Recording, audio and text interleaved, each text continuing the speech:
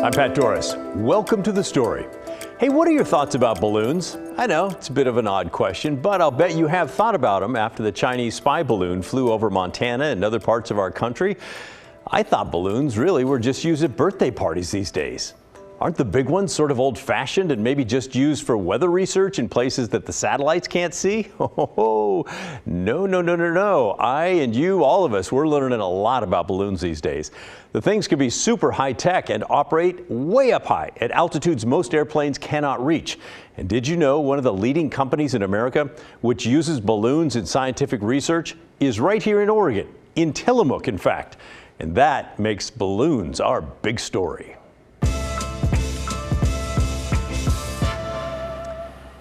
You've probably heard by now that Chinese balloon was not researching the weather. The Biden administration says it was equipped to spy, to collect intelligence signals as part of a huge military-linked aerial spy program using a fleet of balloons that targeted more than 40 countries. The State Department said the balloon had multiple antennas and an array that was likely capable of collecting communications and then being able to locate where those came from. The balloons also had solar panels large enough to run multiple active intelligence sensors. So there's a lot to it. To learn a bit more about balloons and the airspace that they operate in, we're going to turn to a Tillamook-based company called Nearspace. Now, I had no idea they existed, but they are on the cutting edge of the balloon-based research, and they routinely work with NASA and their Jet Propulsion Lab and the European Space Agency.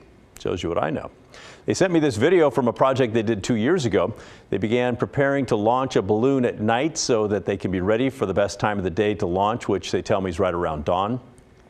Here, they're preparing to test the parachutes that would help a rover land on Mars.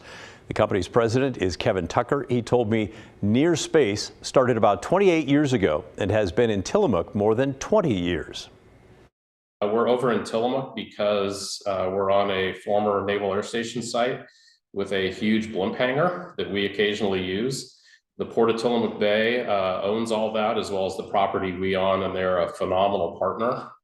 The other major reasons we're over here are the airspace is extremely empty. There's no commercial air traffic routes over here.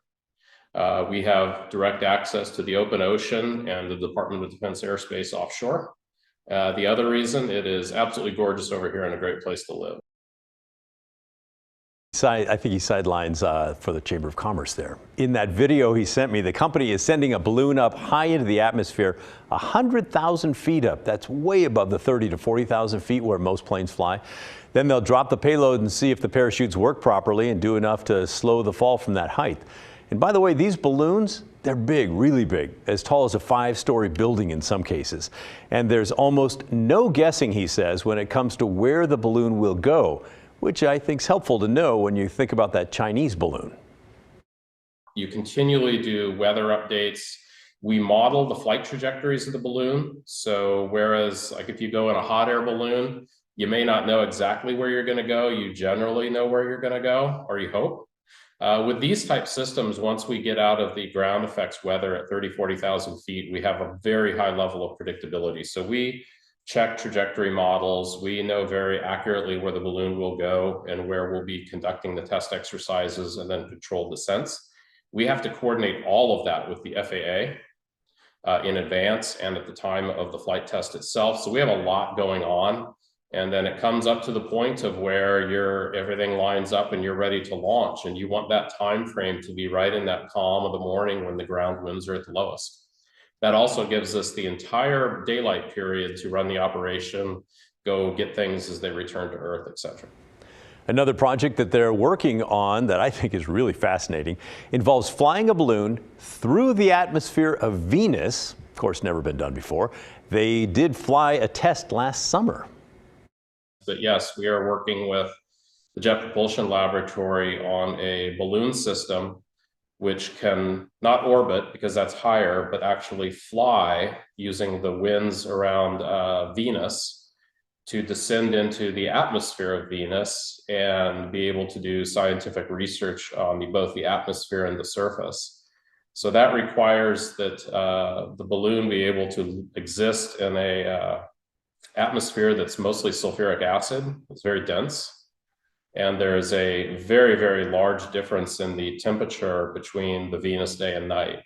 So pressure changes directly with temperature. So with a balloon, that's something you have to account for. So that balloon system does have what we call altitude control, or the ability to vary the buoyancy to compensate for those things. I don't know why, but I think that is so cool. Now to the Chinese spy balloon. Tucker said he doesn't really have any inside information, but he does know about flying a research balloon. They are slow, but as he said earlier, pretty predictable. Yeah, an important thing about balloons is actually their elegance. They go with the wind always. We jokingly refer to it's a Mach 0 technology. So as soon as you enter you become free floating, you leave the ground and let go of it. The system is going to go wherever the wind is moving.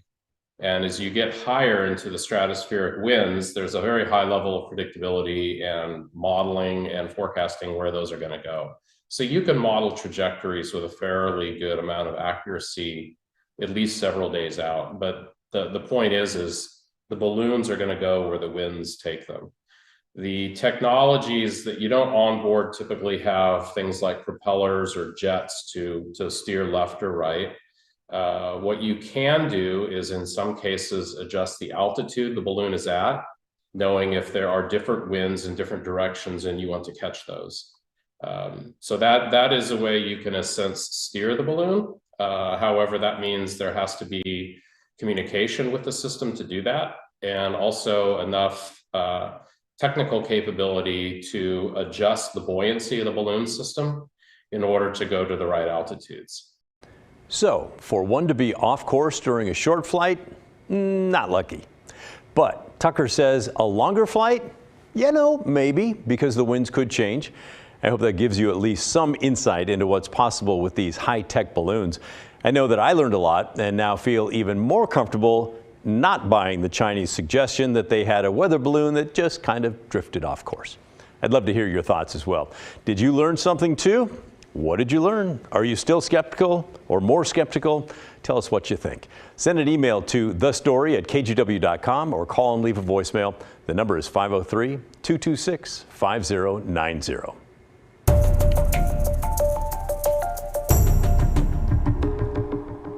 Turning now to Measure 114, Oregon's gun reform law that voters narrowly passed back in November. It has been mired in lawsuits ever since. The Attorney General's office has been fighting to get the law implemented, and their latest attempt has failed. The state Supreme Court is not going to get in the way of the Harney County judge who has frozen the law for now. Here's a little background. Measure 114 would require a permit to buy a gun and a criminal background check to be completed before a gun can be sold or transferred. It also restricts the sale, manufacture, and use of magazines holding more than 10 rounds of ammo. From the very beginning, gun advocates have argued the law is unconstitutional, so they filed a federal lawsuit, but in an early ruling, the federal judge actually sided with the state, and it appeared that 114 would take effect. But then a state lawsuit was filed in gun-friendly Eastern Oregon, Harney County to be exact, and a state judge there blocked 114's implementation over a series of rulings, saying that 114 may violate the state constitution, and that needs to be worked out in court before any part of 114 can take effect. Now, in this latest attempt, the Attorney General's office had asked the Oregon Supreme Court to throw out the Harney County judge ruling and allow 114 to take effect. And they argued that if the Supremes would not throw out the ruling, then they should at least make the judge explain why his ruling should stand. But today, the Supreme Court said no. They denied both requests, instead allowing the process to play out in court in Harney County while the entirety of 114 remains frozen. The Supremes wrote in part, "We recognize that the legal status of Measure 114 is of significant concern to many Oregonians. Of course, it is the role of the judicial branch of government to resolve disputes such as challenges to laws enacted by the legislative branch, which includes the people exercising their initiative power. That resolution is underway in the trial court. Our only determination today is that now is not an appropriate time to exercise our authority in mandamus in connection with the trial court's temporary and preliminary rulings."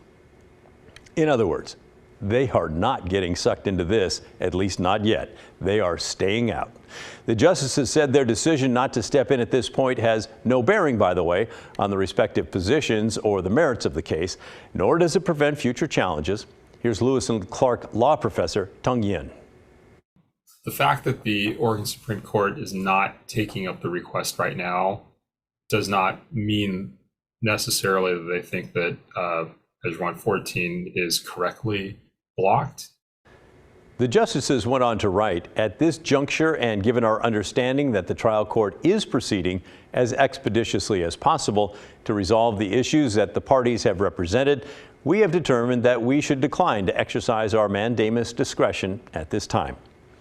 When they say proceeding as expeditiously as possible, well, that could mean a lot of different things. The court system doesn't really move at what you might call fast. So 114 basically is going to be on hold for an undetermined amount of time until the Harney County judge can rule on the constitutionality of each part of that measure. Are we talking weeks, months, maybe years? Possibly. We'll see. Needless to say, the Attorney General Ellen Rosenblum is disappointed by the ruling, writing on Twitter, "We intend to continue to defend the law zealously in the Harney County Court. My office takes the position the law passed by Oregonians last November is totally proper and legal under the U.S. and Oregon constitutions." So, once again, we find ourselves holding a Measure 115 holding pattern. Now that the state Supreme Court declined to step in, the future of the measure is at the mercy of the Harney County judge and when he decides to schedule hearings for each part of the measure. So you ask, okay, when's the next hearing? We have no idea. No such schedule is out that we're aware of, but we will be watching and we'll keep you posted.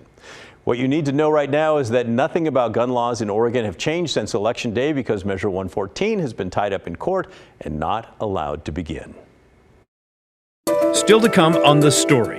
Those surprise tax bills for Metro's homeless tax and Multnomah County's universal preschool program have been hitting mailboxes recently and have you fired up.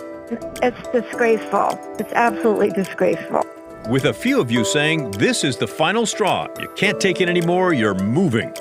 What you need to know about the penalties and interest and how you can potentially get some of it waived when The Story returns.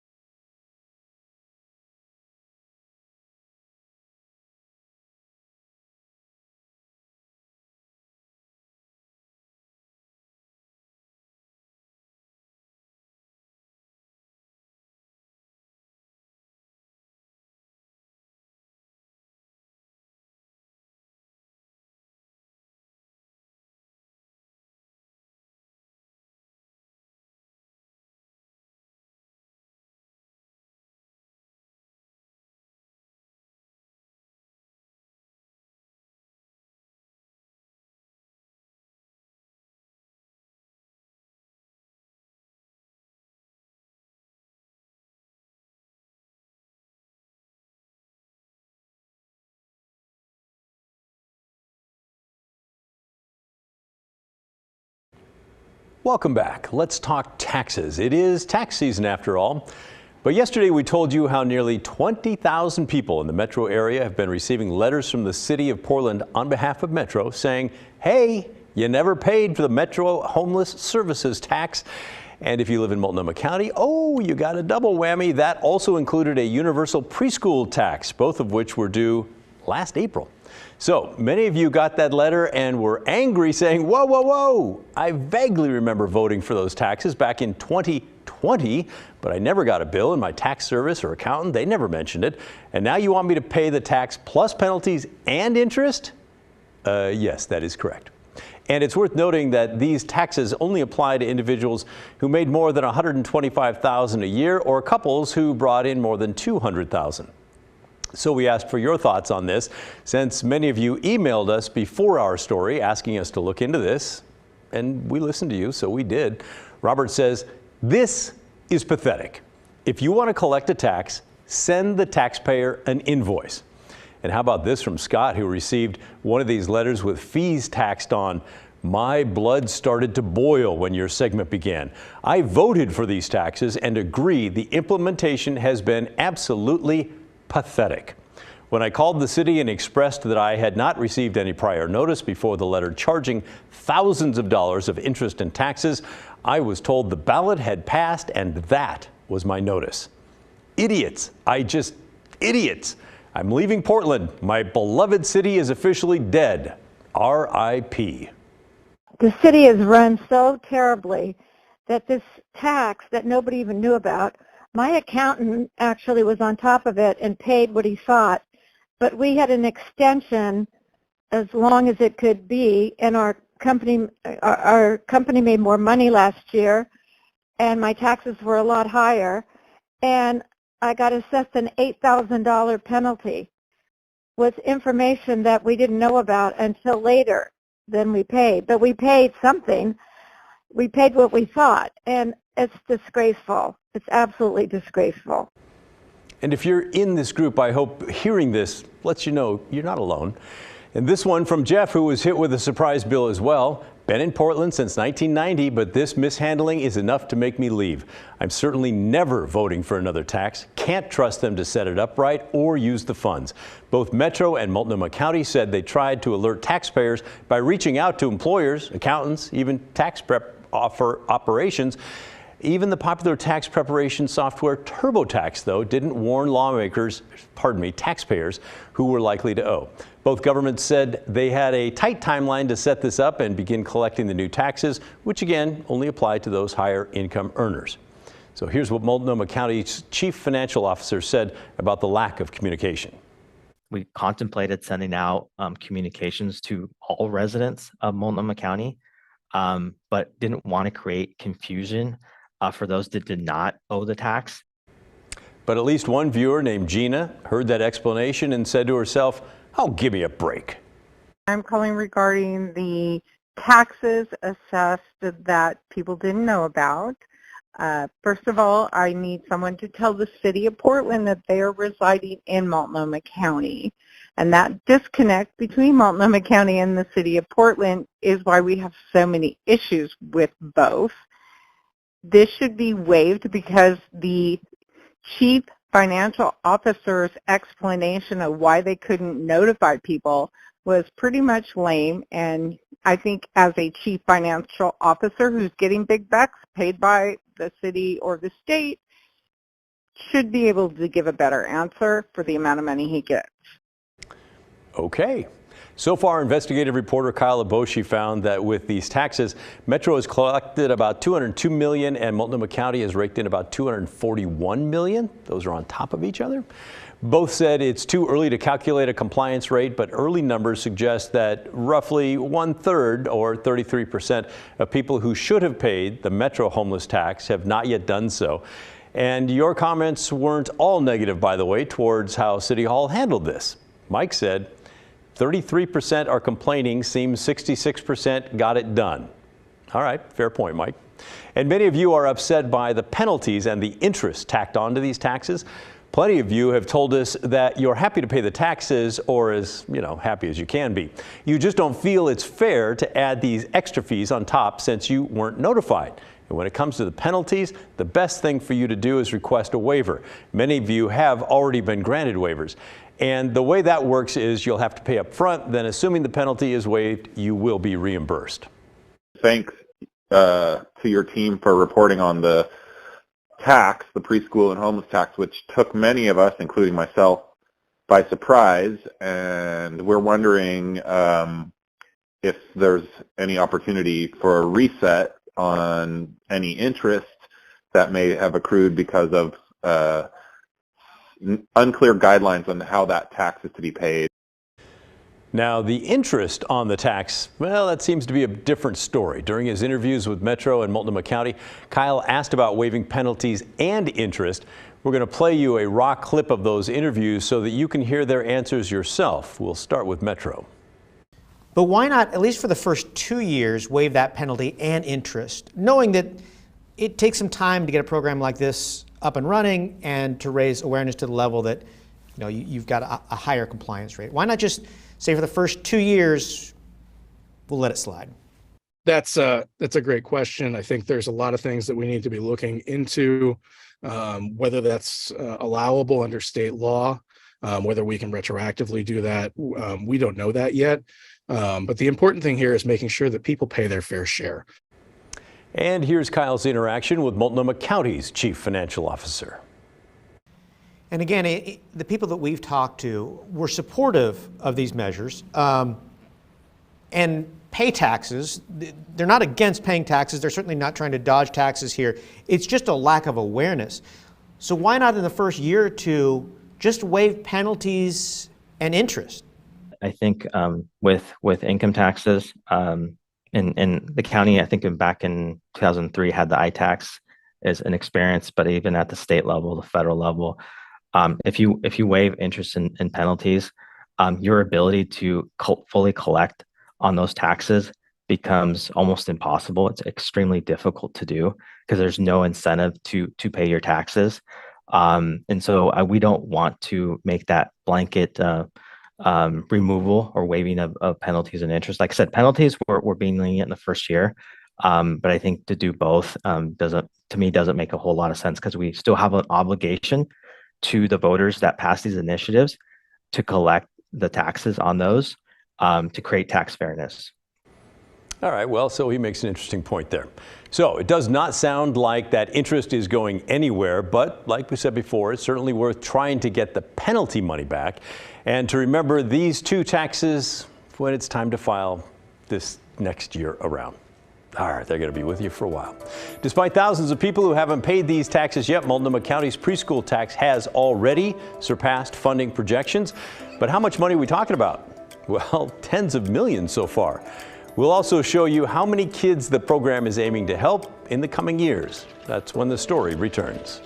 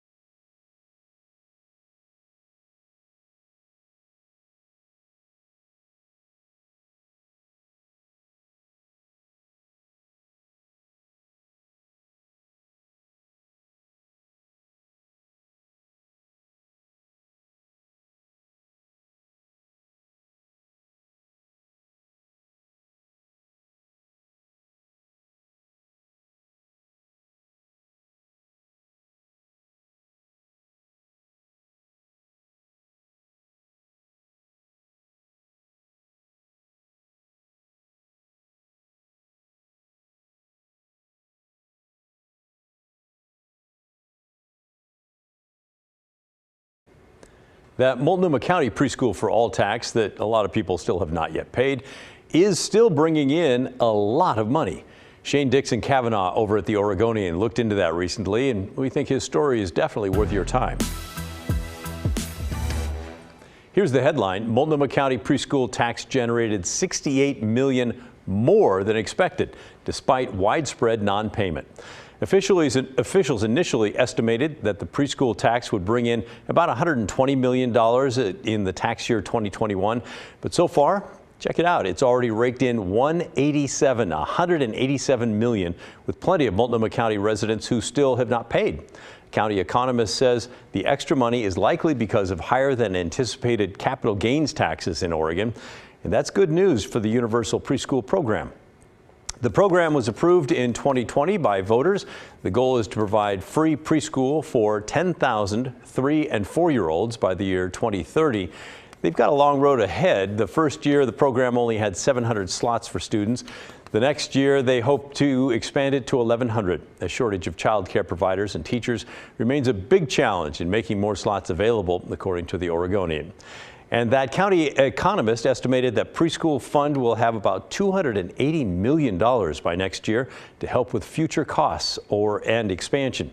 So as you begrudgingly pay those taxes in the coming weeks, I mean, think about this. The program is going to hopefully benefit some of Multnomah County's youngest residents for years to come. All right, keep sending your questions and comments to The Story. We're going to wrap things up right after this.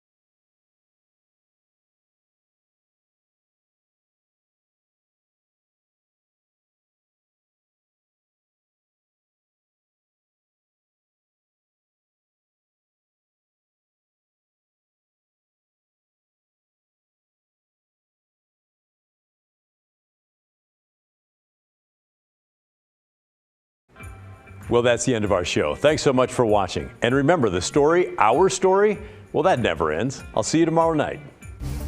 This is